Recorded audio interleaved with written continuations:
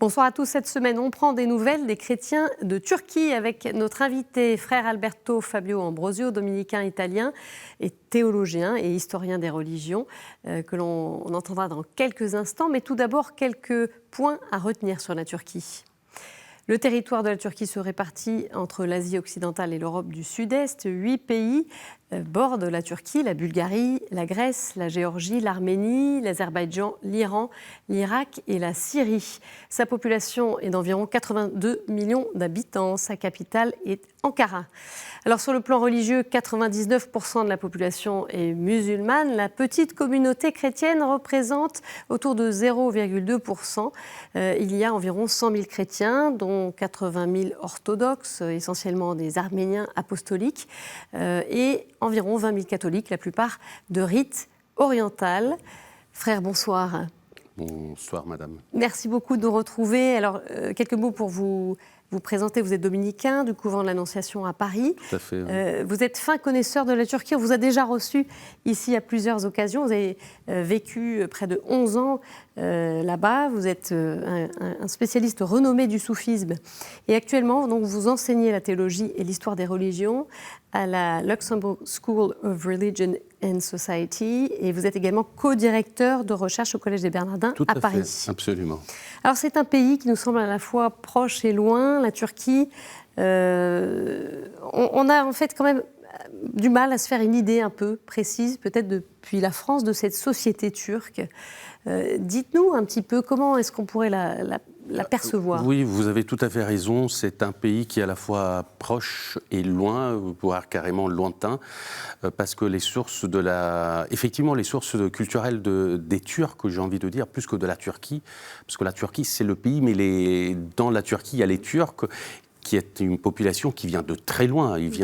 Les Turcs viennent de l'actuelle Chine occidentale, du Turkestan, et en passant par la Mongolie, et voilà qu'ils arrivent autour du XIIe siècle, voire même un peu avant, dans l'actuelle Turquie.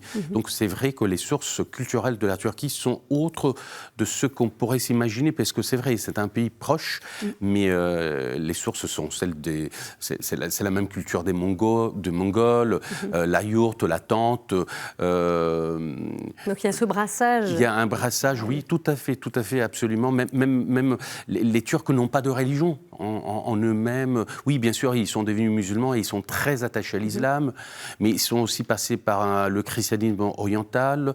Donc, un christianisme qui est important, qui a été important dans l'histoire. Et justement, dites-nous, parce qu'aujourd'hui, ils sont une poignée, mais on ne le sait peut-être pas, mais il y a eu une période florissante au niveau du christianisme en Turquie.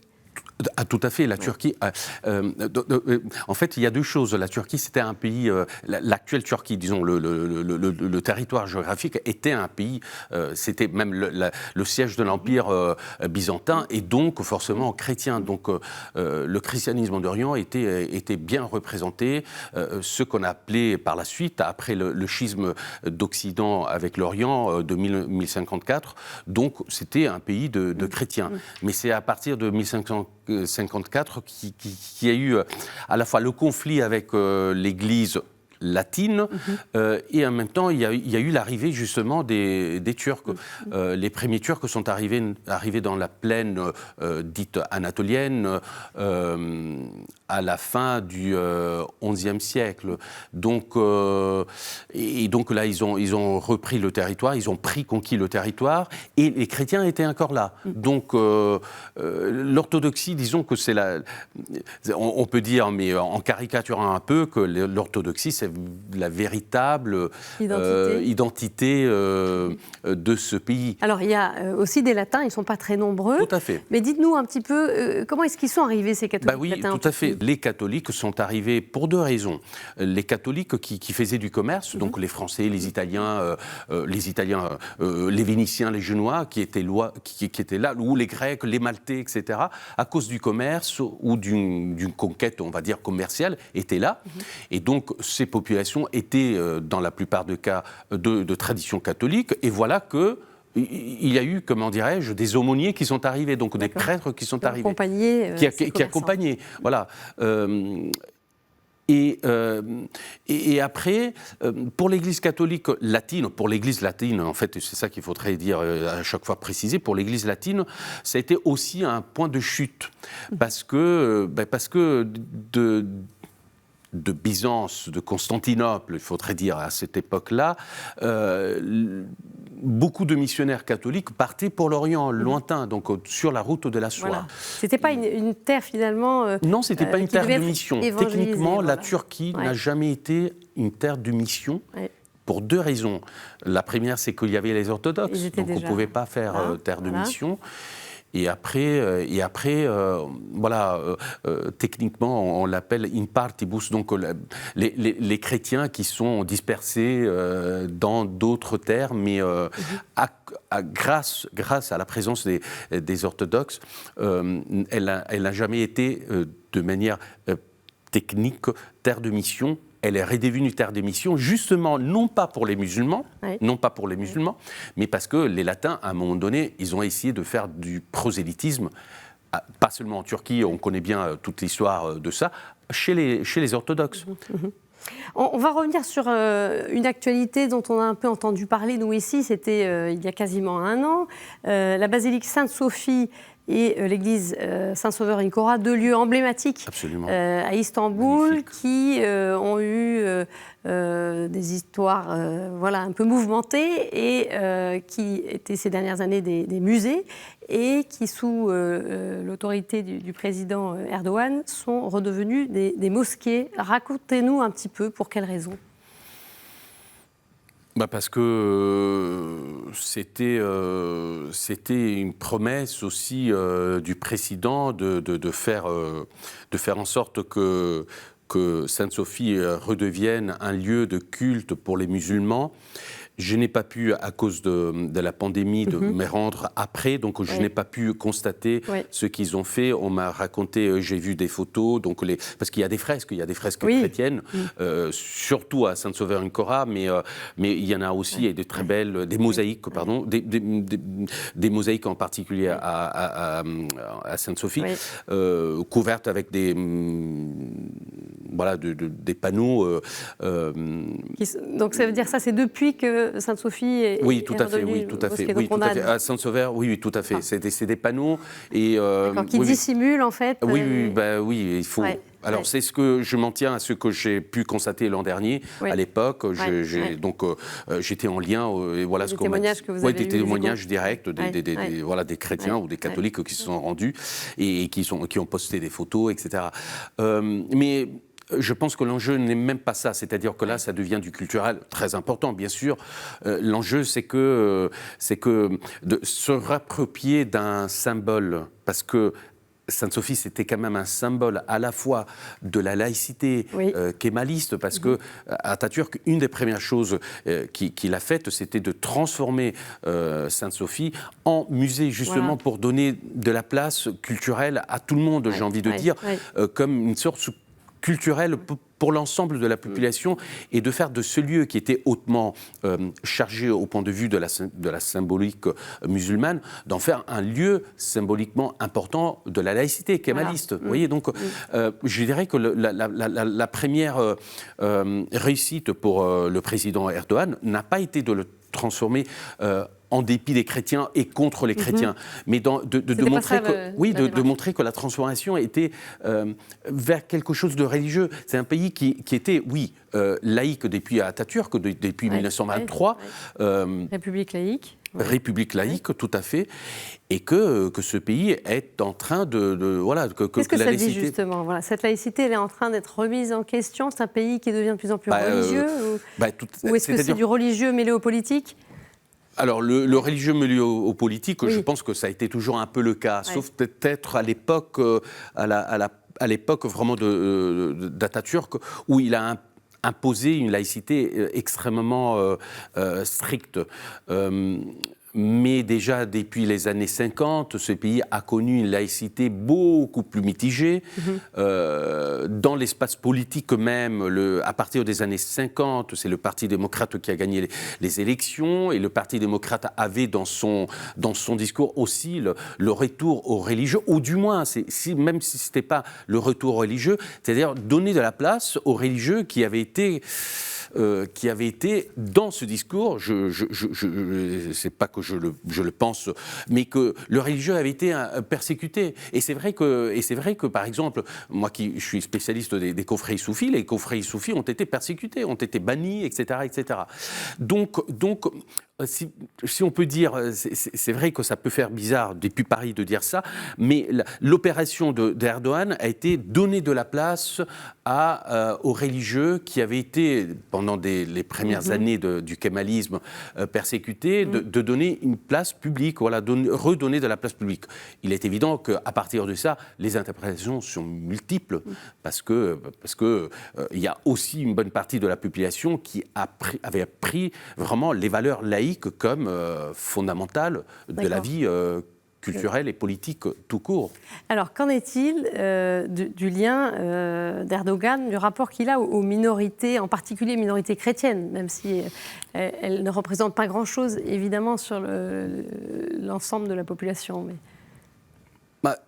Alors, parler d'Erdogan, parler de la politique d'Erdogan, je crois qu'il faut essentialiser une politique, parce qu'il a eu différentes époques. Moi, je l'ai jusqu'aux affrontements de Taksim, donc en 2013, il y avait une première époque. Et là, dans cette première époque, le président avait une politique favorable aux minorités, très favorable, et pas seulement aux minorités chrétiennes, mais même chez les Alevis. C'est à partir du durcissement causé par une politique et peut-être même par une économie qui serait orientée que les minorités n'ont pas été persécutées, mais voilà, n'ont plus fait l'objet d'un intérêt un peu spécial, un peu particulier. Alors, rapidement, Taksim, c'était les manifestations massives. Oui, parce que là aussi, ce qu'on pourrait dire, c'est que la mosquée tant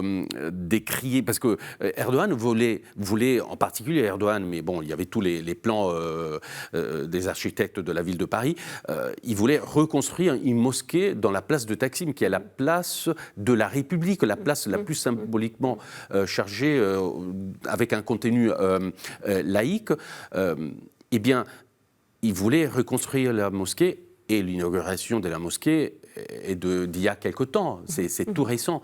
Donc, toute la partie laïque du pays s'est insurgie contre cette idée de mosquée et de centre commercial dans la place de la République laïque de Turquie. On va parler aussi des relations des chrétiens avec les musulmans. Comment évoluent ces relations? Depuis 2016, eh bien, plusieurs initiatives ont été menées en faveur du dialogue interreligieux, portées notamment par le Comité pour les relations interreligieuses.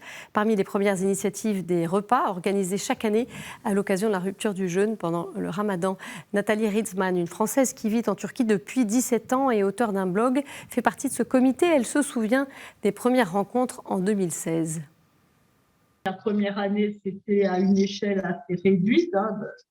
Et donc, les 2 années suivantes, nous avons agrandi ce cercle d'invités. L'objectif, c'était de se rencontrer le plus régulièrement possible avec donc des gens justement de diverses communautés. Ensuite, l'année dernière, quand la pandémie a démarré, en l'occurrence en Turquie au mois de mars, au mois d'avril, eh bien, le ramadan commençait. Il y avait la Pâque juive et il y avait la Pâque chrétienne. Et donc, comme nous ne pouvions pas organiser d'iftar comme à l'accoutumée, nous avons décidé de faire sur Zoom une rencontre de prière et de partage interreligieuse. Et donc, essayer d'attirer l'attention justement sur le vivre ensemble, le respect mutuel, la tolérance, parce que justement, ça a toujours existé. Donc, pendant l'Empire ottoman, il y avait déjà toutes ces communautés, qu'elles soient grecques, qu'elles soient juives, arméniennes, assyriennes, qui vivaient déjà ici et donc qui avaient l'habitude de vivre ensemble. Donc, il faut petit à petit continuer à semer et grainer. Et comme ça se fait de façon mutuelle, donc forcément, c'est qu'il y a une envie commune d'avancer. Et c'est ça ce qui est important. Voilà, vous voyez ces images de ces jolies danses des derviches tourneurs. Tout à fait, oui.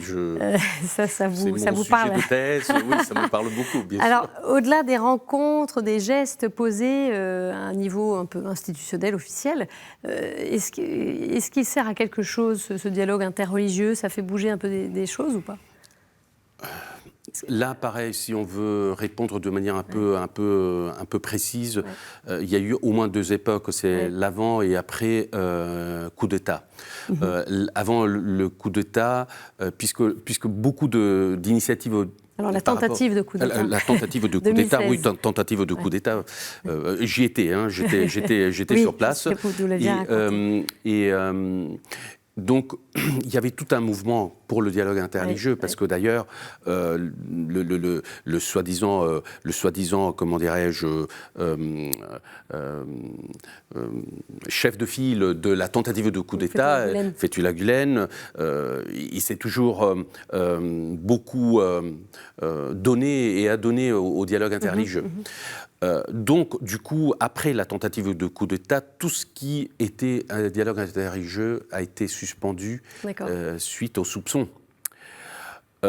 Du côté des catholiques, et je peux parler des catholiques parce que j'étais presque sur place, encore juste avant la tentative, il y a eu toujours le désir de faire du dialogue interreligieux, même si c'est de la poussière par rapport à l'étendue du pays. Vous l'avez dit, 82 millions d'habitants, même si on fait quelques initiatives ou même quelques dizaines d'initiatives, ce qui n'est pas le cas, d'initiatives par année et dans quelques villes de Turquie, c'est de la poussière, mais c'est très important. C'est très important. Parce que il faut commencer par l'air. Il faut commencer par des gouttes qui tombent et qui un jour feront peut-être l'océan de dialogue interreligieux. Donc, les catholiques, ils ne se sont jamais vraiment arrêtés dans la tension de vouloir faire du dialogue interreligieux. Et ils ont quand même trouvé, alors avant et après la tentative de coup d'État, ils ont trouvé des manières de tisser des liens interreligieux. Et lorsqu'il y a la possibilité de faire du dialogue interreligieux, donc de mettre en place des véritables initiatives de dialogue interreligieux. Ça redescend à la base, ça J'ai envie de dire que c'est plutôt la base. Oui, on voit les autorités dans les images qui ont été diffusées. Il y a des autorités, mais en fait, c'est la base qui est mobilisée. Ça veut dire qu'il y a toujours des laïcs, on va dire comme ça, pas que les autorités, pas que des prêtres. Dans les photos, on voit les prêtres ou les imams ou les autorités religieuses en général.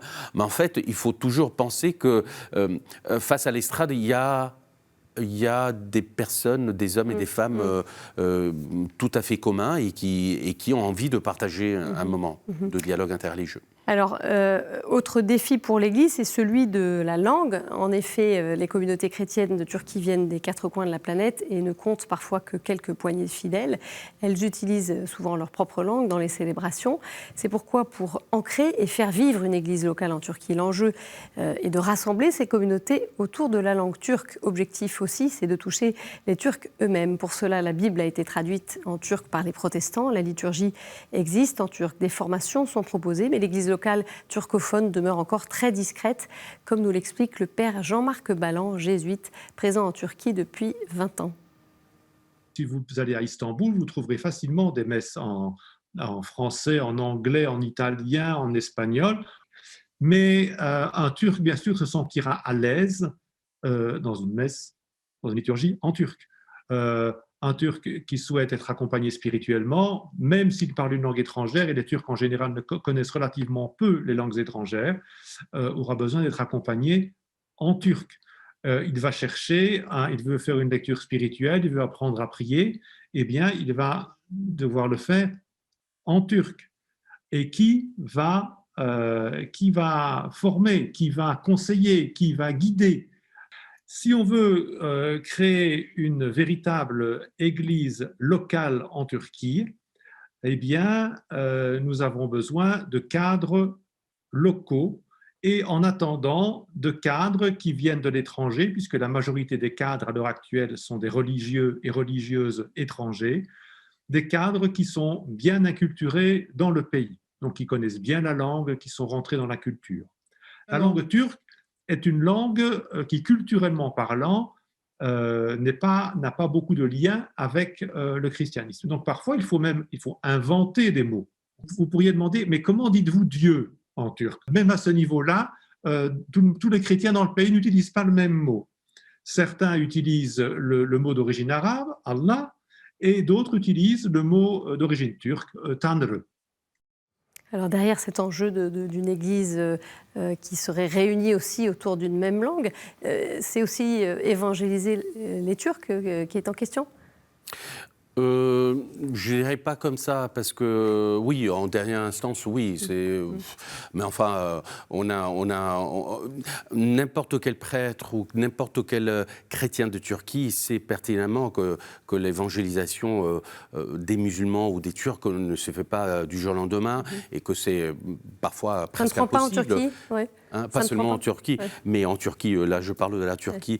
Ouais. Donc non, c'est vraiment être présent dans la culture que l'on habite. Voyez, donc effectivement, ce que le père Balland dit est tout à fait pertinent. Dans l'Église, dans la théologie, surtout après Vatican II, l'existence de l'Église dans un territoire, c'est l'Église locale. Il n'y a pas différentes églises, mais c'est l'Église locale. Donc, pour qu'il y ait église locale, il faut parler aussi la langue locale. Et donc, la mise en place, la réception de la langue locale dans tout ce qui est vie de l'Église locale, évidemment, fait vivre l'Église locale et donc, du coup, fait vivre l'Église catholique dans ces territoires. Donc j'ai envie de dire, alors il est évident, c'est peut-être une manière aussi souple de vous répondre, mais je peux vous assurer qu'au point de vue théologique, l'Église locale, c'est vraiment la plaque tournante de tout, de la vie de l'Église et de la vie pastorale de l'Église catholique, et donc former une Église locale qui parle la langue locale, c'est donner de l'épaisseur théologique. Et oui, en deuxième, troisième ou dernière instance, c'est aussi une façon d'être présente autrement dans un pays, la Turquie, mais ça peut être n'importe quel pays. Et donc, pourquoi pas diffuser le message? On a un message, évidemment, on y tient et on veut le diffuser. Merci beaucoup, frère Alberto, d'être venu à nouveau sur notre plateau. Merci à vous. Voilà, et on poursuit cette édition par un bref tour d'horizon sur d'autres actualités.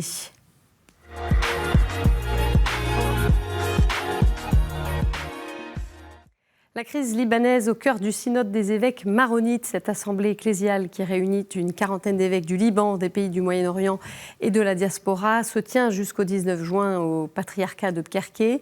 Dans son discours d'ouverture du synode le 14 juin, le cardinal Béchara Boutros-Ghali, patriarche d'Antioche des maronites, a dressé un tableau sombre de la situation. La subsistance alimentaire de la moitié de la population libanaise est en danger, tandis que l'hémorragie des jeunes qui quittent le pays du Cèdre pour chercher une vie moins incertaine ailleurs se poursuit.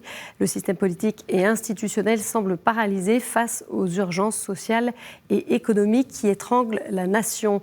Le patriarche a de nouveau critiqué la classe politique comme il l'a fait plusieurs fois ces derniers mois, évoquant la négligence des acteurs politiques qui bloquent le pouvoir exécutif et les fonctions vitales de l'appareil d'État.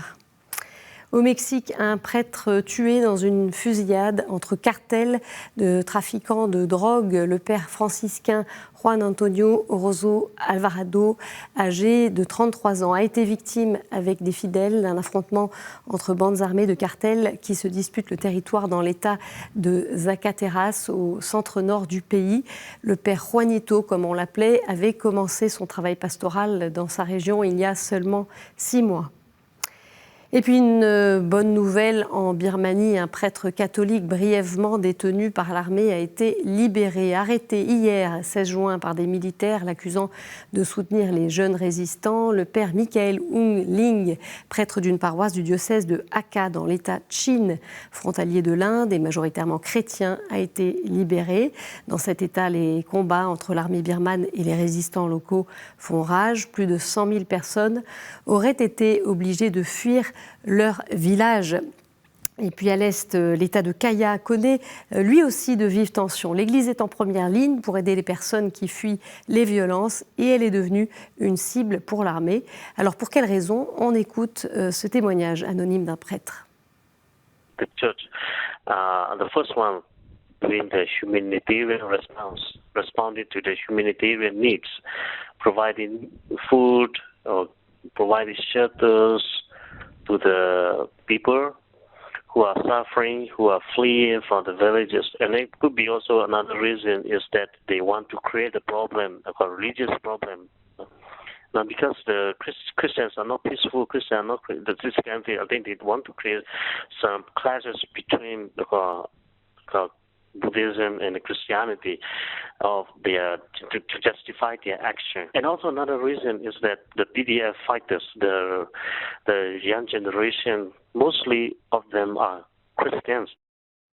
Et puis une autre nouvelle positive pour terminer cette édition, elle concerne la place des femmes dans l'Église. En Érythrée, sœur Tsegereda Yonanes, missionnaire combonienne, est la première femme élue secrétaire générale de la conférence épiscopale du pays. Dans ce régime totalitaire d'Afrique de l'Est, les catholiques sont quasiment les seuls à dénoncer les injustices. Conséquence, depuis 2019, Isaias Afewerki, au pouvoir depuis 1993, confisque les cliniques et écoles catholiques malgré les multiples lettres de protestation de l'Église. J'ajoute que concernant la crise qui secoue la région du Tigré dans le nord de l'Éthiopie, le pape a, lors de l'Angélus du 13 juin, dénoncé la famine qui touche en particulier les enfants et demandé que cessent les violences. Voilà, c'est la fin de cette édition. Vous pouvez la retrouver sur notre site et nos réseaux sociaux. Je vous souhaite une très bonne soirée, une très belle semaine. On se retrouve jeudi. Au revoir.